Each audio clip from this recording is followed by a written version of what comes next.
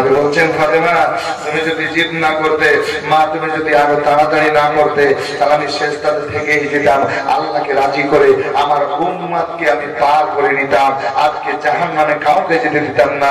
মা তুমি খুব তাড়া করে দিলে, এই জন্য আমি সিজদা থেকে মাথা তুললাম। তারপরও নবী বলছেন আমি তাদের জন্য দোয়া করব আমার রবের কাছে। জোরে বলবো আর একটু জোরে হোক না সুবহানাল্লাহ। এই নবী মুস্তাফার মহব্বতে একটা টলি লাশ থেকে আর পাথর আসবে না, জোড়া হবে না ভাই, এক টলি পাথর হবে না।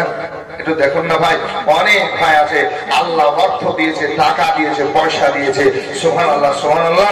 একটা টলি চেয়েছিলাম, পাথর বালির জোড়া হয়েছে, পাথরের চেয়েছি 5,000 করে আপনারা দিয়েছেন, সিমেন্টের বস্তা দিয়েছেন, সুবহানাল্লাহ। একটা টলির আবদার করলাম, যদি কেউ পারেন সুবহানাল্লাহ আল্লাহর ঘরের জন্য পাথরের দিবেন, তাহলে জোড়া হবে।